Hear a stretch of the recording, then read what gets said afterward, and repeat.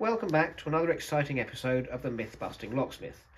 Now, this evening I thought I would change my style slightly and go with a style that others have adopted that you seem to like quite a lot, where we have dissected a lock and we can look at it in closer detail. Now, the lock you have in front of you is the one that I bumped open in about 3 or 4 seconds yesterday and did it twice on camera for you to show that it wasn't a fluke. What I also showed you was that once it was bumped and the cylinder would turn freely, it did not engage the cam. Now, this was something I've not come across before, and when I dissected the lock, I have discovered why it did this, and something else that I have not seen in previous locks. Hence, I thought I would share with it this evening. So, the first thing I found is this part here. As you will notice here, there's a little peg, and there is a small spring between the brass head and the black body. Now this of course goes inside the lock with the brass head pointing out towards this way. So clearly we can see that when the key is placed into the lock, it will press against this brass body part here, just here, and it will push it in, which will make this peg engage the cam, and as the key turns round, of course the cam part here will turn round and lock or unlock the door. Now, I haven't come across one of these before, so this was interesting to see, and this is why yesterday when we bumped it open, I had to press the key further into the lock, twist it slightly till I heard a click, and then turn it round to engage the cam to unlock the cylinder, and effectively unlocking the door.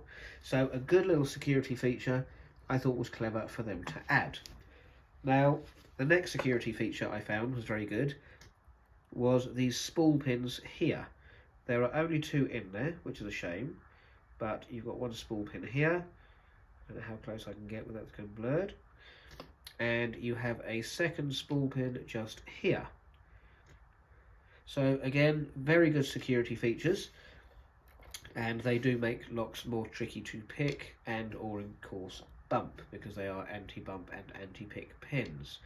So another worthwhile feature.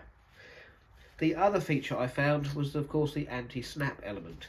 You come along to this lock, you try and snap it, you break off the sacrificial part here, the integrity of the lock stays, you cannot open the door, you cannot gain entry that way, so you would of course have to pick it, bump it, or in fact use a key, which brings us back to the original point of having this part here. That means you have to put something straight through the centre of the cylinder here to be able to reach the cam part here to make it turn around. So, a good feature here, 2 good spool pins here, and the anti-snap here. But unfortunately, their failure, if you like, is the fact they've only put 2 of these in, where they could have put 3 or 4 or even 5 in. And when you look at the length of the pins, these pins are all almost identical length, which makes it very easy to bump and very easy to pick. It's a small thing, but it's a detail that I'm surprised they didn't pick up on when they were designing the lock, if they're putting these other features in. So this, I think, is the biggest fail. Now, of course, you're sitting here seeing a row of grains of rice, and these are individual grains of rice here. And the only reason these are here today is just to show you and remind you how small these pins in the lock really are, when you compare them to a grain of rice, which of course is tiny. So generally, a good lock, well made, nice little security features, but their biggest fail here is they've only put 2 security pins in, and the rest of the pins are all almost exactly the same length. So I thought I'd dissect it and show you why it was so easy to get in so fast. I hope this is of interest. Please do leave comments below, and if you'd like to see more like this, do let me know, because this seems to be a style that other locksmiths have adopted on their sites, and so I thought I would break with the routine and dissect a lock and go through it with you, having watched the previous video of me bumping it open. So as always, thank you for watching. I hope you found this interesting, and do come back for more.